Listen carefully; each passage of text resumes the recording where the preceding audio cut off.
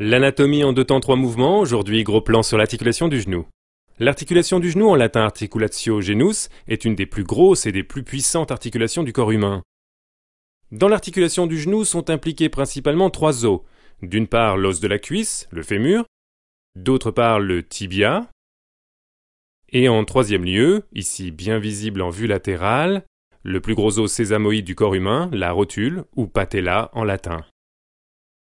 Le fémur présente 2 fortes protubérances qui sont recouvertes de cartilage articulaire, qui sont aussi appelés condyles. Le condylus lateralis et le condylus medialis. En regardant l'articulation du genou, on constate qu'elle est consolidée par une quantité de structures ligamentaires qui tout simplement empêchent que les éléments osseux de l'articulation du genou glissent trop fort les uns contre les autres.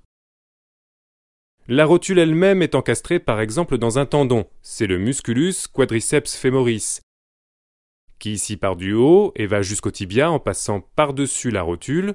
Elle est quasiment encastrée dans ce tendon, et donc de ce fait, immobilisée en conséquence. Mais l'articulation est en outre encore stabilisée par d'autres structures ligamentaires. Ce sont d'abord les ligaments latéraux, qu'on voit ici, et ici, et ensuite, à l'intérieur du genou, les ligaments dits croisés qu'on voit ici et ici. Regardons donc ces ligaments de plus près. Nous avons ici une vue latérale, on le voit au péroné qui passe ici et ici, en face médiale. Et c'est pourquoi on appelle ce ligament ligamentum collatéral latéral. Et sur le côté opposé, ligamentum collatéral médial. Ces ligaments latéraux stabilisent le genou pour limiter le stress en valgus et en varus, autrement dit les sollicitations excessives lorsqu'il se produit des sollicitations en flexion dans le plan horizontal entre le fémur et le tibia. Comme on le voit, le ligament empêche que le genou soit instable sur le plan médial et latéral. En cas de rupture des ligaments correspondants, on peut aussi constater sur le plan clinique que le genou est instable, donc que le ligament ne remplit plus sa fonction. À l'intérieur de l'articulation du genou se trouvent d'autres ligaments. C'est pourquoi j'ouvre l'articulation du genou et je l'incline un peu afin que ça soit plus visible. Nous voyons ici 2 ligaments. En premier lieu le ligamentum cruciatum anterius et tout de suite derrière le ligamentum cruciatum posterius. Ces 2 tendons stabilisent l'articulation du genou contre les mouvements de translation du tibia qui peuvent se produire sur le plan sagittal, donc dans ce plan. On le voit très bien. Le ligament croisé antérieur empêcherait donc que le tibia soit décalé vers l'avant par rapport au fémur. Inversement, le ligament croisé postérieur empêche que le tibia soit décalé vers l'arrière par rapport au fémur. Si les ligaments sont déchirés, il se produit en conséquence sur le plan clinique un phénomène dit de tiroir.